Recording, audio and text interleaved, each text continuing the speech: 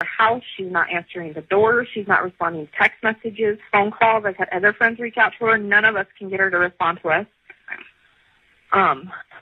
They have 2 little girls that are 3 and 4. I mean, there's no movement in the house whatsoever. And he states that she didn't take them to daycare and was going to go on a play date, but they're both in car seats and her car is here. What's her name? It's in the garage. And I'm like, well, huh? What's her name? Shanann Watts. In the early hours of August 13, 2018, a seemingly normal American family vanished from their suburban home. A pregnant mother. 2 young daughters. No sign of forced entry. No signs of struggle. Just gone. As the hours turned into days, the case captivated the nation. What began as a missing persons investigation quickly evolved into a horrifying tale of betrayal, deception, and cold-blooded murder, all orchestrated by the one man they trusted most. This is the story of the Watts family murders.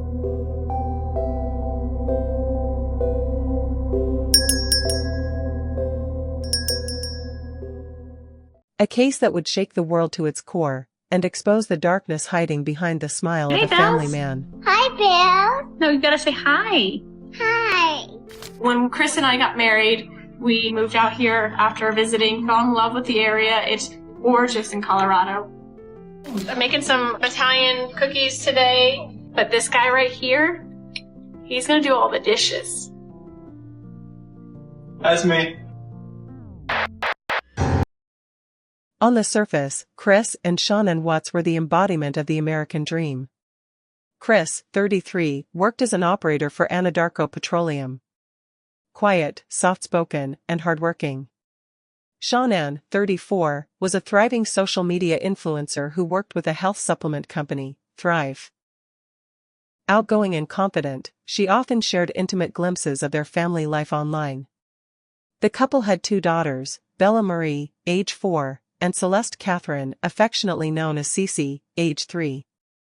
They lived in a 5-bedroom home in Frederick, Colorado, a town nestled just north of Denver. Shanann was pregnant with their 3rd child, a boy they planned to name Nico. Well, one thing led to another, and 8 years later, we have 2 kids. We live in Colorado, and he's the best thing that has ever happened to me. She had just returned from a business trip to Arizona on the night of August 12. Everything seemed normal. But the reality was far from it. On the morning of August 13, Shanann's best friend, Nicole Atkinson, grew concerned. Shanann had missed a doctor's appointment and wasn't answering texts or calls. Nicole drove to the Watts residence. The car was in the garage. The children's car seats still inside. But no one answered the door. She called police for a welfare check. Chris arrived shortly after, appearing calm and cooperative. Hi. You're Nicole? Yes. Okay. So what's going on? So my friend, we were out of town for a business trip this weekend. Right. And I dropped her off at 2 o'clock this morning. She's 15 weeks pregnant. She wasn't feeling well. And she had a doctor's appointment this morning at 9. And I told her to let me know if she needed me to take her. She's got 2 little girls. And she was very distraught over the weekend, wasn't eating normally or drinking, and we kept trying to force it on her because she's pregnant. Her husband and her supposedly are separating, but she didn't know this. She thought they were just having issues. He disclosed that to me today. Okay. Because I called him and I was like, have you talked or heard from Shanann since she left for work this morning? Because I can't get a hold of her. I've called, I've texted. Her car's in the garage. Her shoes she wears every single day are by the front door. She only has 1 vehicle? No, they only have the 1 vehicle in his work truck. Okay, that's what I'm asking. There's not a... She took the girls and went on a play date, but they're 4 and 2. She went on a play date. Why wouldn't she take in a car? They're both in car seats. Okay, get mad.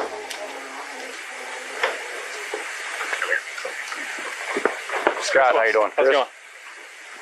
So this is the only vehicle she would have? Only one that, She would drive? Okay.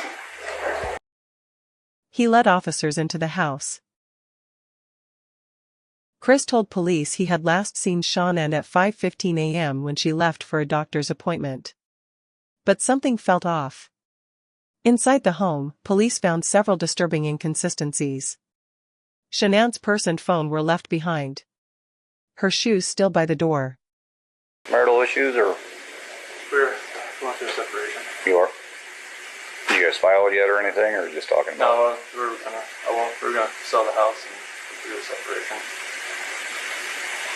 How's that going? It's going Civil for the most civil. part, or? She tell you anything about leaving, moving out? Not moving out. I mean, the last time I talked to her was this morning. She said she was going to take the kids to a friend's house, and that's where she was going to be. And then I've texted her today. I've never heard anything. But the car's here. Right. Are here. Unless somebody came and picked her up. But the people that I know, nobody's heard from her. Nobody's seen her. Right. The children's medications untouched. Their small backpacks still hanging in the hallway. But one detail stood out to officers. The bedding from the master bedroom was missing. The bed was stripped. No sheets. No pillowcases. No comforter. Just a bare mattress. When asked, Chris claimed Shannon had taken the bedding to wash it, though no linens were found in the washing machine. The sheets, as it turned out, were already gone. The next day, Chris appeared on local news, pleading for his family's safe return. But to many, including law enforcement, his behavior seemed unusual. He never cried. He seemed emotionally detached. When I got home yesterday, it was like a ghost town. Like, she wasn't here. Kids weren't here. I have no idea, like, where they went. If she wasn't here, like, where did she go? Like, once I got here, it was like, all right, who can I call? If she's vanished, like, I want her back so bad. I want those kids back so bad. Last night, I wanted that knock on the door. I wanted to see those kids run in, just barrel rush me and just give me a hug and knock me on the ground. I'm hoping that somebody sees something or somebody knows something and comes forward. Right now, it's got K9 units, the sheriff's department. Everybody's like they're doing their best right now to figure out like if they can get us sent. I called her 3 times, texted her about 3 times just to say, you know, right now I don't even want to just like throw anything out there. Like, I hope that she's somewhere safe right now and with the kids. That's why last night was just horrible. I couldn't do it. Shanann, Bella, Celeste, if you're out there, just come back. Like, if somebody has her, just please bring her back. I need to see everybody. I need to see everybody again. This house is not complete without anybody here. Behind the scenes, the investigation was rapidly escalating. Shanann's phone data was being analyzed. Neighbor surveillance footage was reviewed. And one critical video caught Chris backing his truck into the driveway at 5:27 a.m. on August 13th. He claimed he left for work. Loaded my stuff up in my coolers, my water jugs, my book bag, my computers, some of the tools that I had in the toolbox. I knew I was going to have to do some pumping into rubbers today. So I was out so far. My detective just showed up, so he'll probably want to talk to you. He'd probably, like I said, he might have you call at the bank and see if there's any kind of activity. Because if there was any sort of action out there, His cameras, I would have got it. like Right. we had issues the other week when people were stealing stuff out of like garages and stuff like that. And I had parked my truck I had here. your mark right here. Yeah. So someone, See if I could see anything where someone tried to jimmy with a flathead screwdriver over there, and it was just like.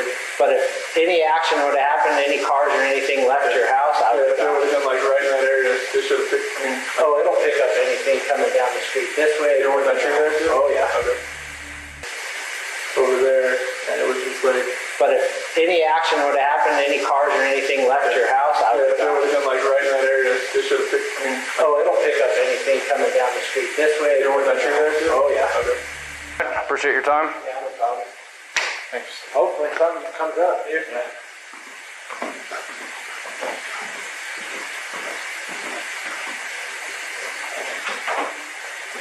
Mind if you just want to go talk to him? I'm going to get his info real quick.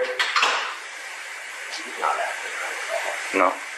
He's never fidgety, he's never rocking back and forth, and if you look,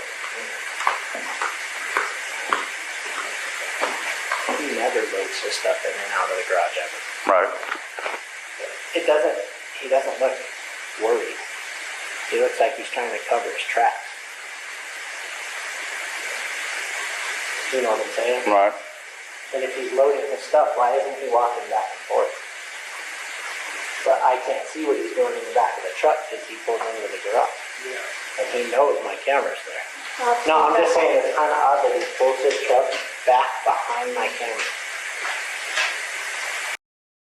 But the video showed no one else leaving the house. Then came a critical breakthrough. Phone records revealed that Chris Watts was having an affair with a coworker, 30-year-old Nicole Kessinger. They had been seeing each other for weeks. Nicole later told investigators that Chris had said he was separating from Shanann, and that the divorce was mutual. She had no idea he was still living with his family. Or that Shanann was pregnant. Detectives began to suspect a motive. A man who wanted out of his marriage. A new life. A clean slate. And on August 15th, just 2 days after his family disappeared, Chris agreed to take a polygraph. He failed. Honest during the testing, and I think you already know that. He did not pass the polygraph test. Okay. So now we need to talk about what actually happened. And I feel like you're probably ready to do that. I didn't lie to you on that polygraph, I promise. Chris, I know. Stop. It's time. Just stop for a minute. Take a deep breath. I want you to take a deep breath right now.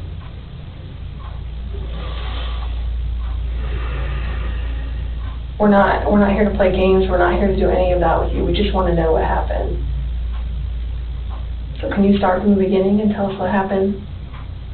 Everything that I've told you, I did not lie on this polygraph. I don't know how much I could tell you right now. Like, I did not. It's not even an option right now because you did not pass the polygraph. So I know you were being deceptive. So that's not even an issue right now. The issue right now is what happened to Shanann, Bella, and Celeste.